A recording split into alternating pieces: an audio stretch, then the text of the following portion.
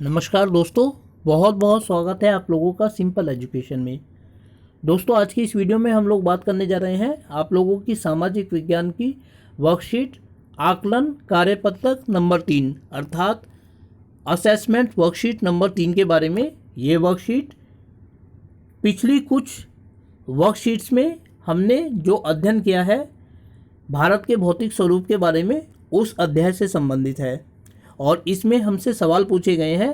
इन सवालों के जवाबों को हम तभी दे सकते हैं जबकि हमने पिछली वर्कशीट्स का अच्छी तरह से अध्ययन किया है। तो अर्थात ये एक तरीके से सेल्फ एक्चुअलाइजेशन टेस्ट है, सेल्फ असेसमेंट है, जिसमें हमने खुद ये तय करना है कि हमने पिछली वर्कशीट्स को किस तरीके से पढ़ा है। तो दोस्तों, यदि आपने पिछली वर्कशीट्स को नहीं पढ़ा है, पिछली वीडियोस का नहीं देखा है, तो आप उनको ज़रूर देखिएगा, क्योंकि इसके माध्यम से आप इस अध्याय को अच्छी तरह समझ सकते हैं। तो आज की इस वीडियो में हम जानेंगे उन सवालों के जवाब जो इस अध्याय से संबंधित हैं। तो चलिए दोस्तों, बिना वक्त जाए किए हुए हम लोग शुरू करते हैं आज की इस वर्कशीट में अपने असेसमेंट का अध्ययन। पहला, निम्नलिखित प्रश्नों के सही विकल्पों के सामने दिए गए गोले को पेन या पेंसिल की सहायता से काला कीजिए। सवाल नंबर 1 है, सिंधु और सतलुज नदी के बीच स्थित हिमालय का भाग कहलाता है? ए पंजाब हिमालय, बी कुमाऊं हिमालय, सी नेपाल हिमालय या डी इनमें से कोई नहीं। दोस्तों, इस सवाल का विकल्प नंबर ए पंजाब हिमालय इस सवाल का सही जवाब है। जैसा कि हमने पिछली वीडियोस में अध्ययन किया था कि सिंधु और सतलुज नदी के बीच का जो क्षेत्र है वो पंजाब हिमालय के नाम से जाना जाता है, क्योंकि ये दोनों नदियाँ उसको सिंचित करती हैं। इस प्रकार इस सवाल का जो विकल्प ए है पंजाब हिमालय, वह सही जवाब है। दूसरा सवाल है, निम्नलिखित में से हिमालय की किस श्रेणी को वृहत हिमालय के नाम से जाना जाता है? ए हिमालय श्रेणी को, बी हिमाद्री श्रेणी को, सी शिवालिक श्रेणी को या डी इनमें से कोई नहीं। दोस्तों, इस सवाल का जो जवाब विकल्प नंबर बी है हिमालय द्रोणी को, वह सही है, क्योंकि हमने इसका अध्ययन अपनी पिछली वीडियोस के अंतर्गत किया था। तीसरा सवाल है कि पश्चिमी घाट का सर्वोच्च शिखर क्या है?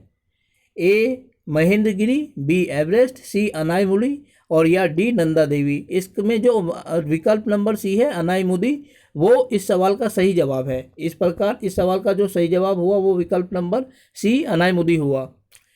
चौथा सवाल है कि पुराने जलोढ़ के मैदान को वेदिका जैसी आकृति बनाते हैं क्या कहलाते हैं? ए भाबर, बी भांगर, सी खादर या डी इनमें से कोई नहीं।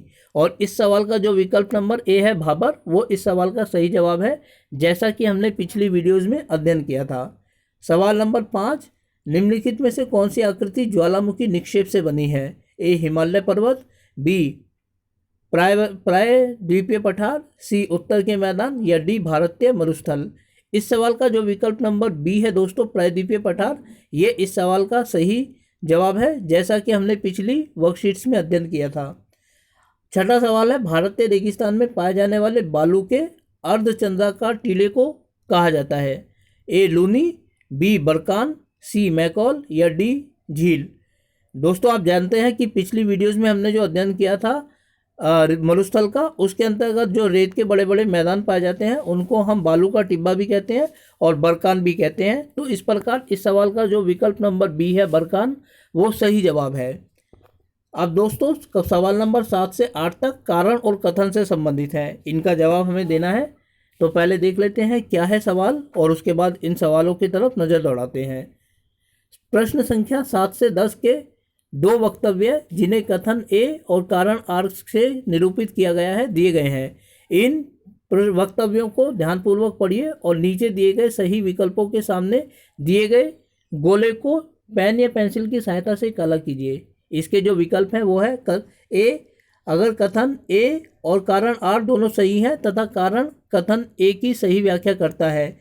बी, कथन ए और कारण दोनों सही हैं लेकिन कारण आर कथन ए की सही व्याख्या नहीं करता। सी, कथन ए सही है लेकिन कारण आर गलत है। और डी, कथन ए गलत है जबकि कारण आर सही है। पहला सवाल है दोस्तों, सवाल नंबर 7, ए कथन ए, पूर्वी तटीय मैदान अपेक्षाकृत अधिक चौड़े हैं, कारण यहाँ कोई भी नदी डेल्टा नहीं बनाती। दोस्तों, इसका विकल्प नंबर ए सही है, क्योंकि हमने पूर्वी और पश्चिमी घाट वाले वीडियोज़ में अध्ययन किया था कि पूर्वी घाट की जो नदियां हैं वो क्षेत्र अपेक्षाकृत चौड़ा है और यहाँ की नदियाँ डेल्टा बनाती हैं, इस वजह से जो वो चौड़ा है और नदियाँ जो हैं वो एक विस्तृत मैदान का निर्माण करती हैं। अगला क्वेश्चन है सवाल नंबर 8, रेगिस्तानी इलाकों में विरल वनस्पति पाई जाती है, कारण रेगिस्तानी इलाकों में अल्प वर्षा होती है। दोस्तों इसका विकल्प नंबर ए जो है वो सही है, क्योंकि रेगिस्तानी इलाकों में कम वर्षा होती है, इसीलिए वहाँ पर वनस्पति जो होती है वो कम पाई जाती है, क्योंकि वनस्पति के लिए पानी की कोई उपलब्धता वहाँ मौजूद नहीं है, इसलिए वहाँ वनस्पति भी कम पाई जाती है, वर्षा भी कम होती है और जो पेड़ पौधे पाए जाते हैं वो भी कांटेदार होते हैं। अतः इस सवाल का जो विकल्प नंबर ए है वो सही जवाब है।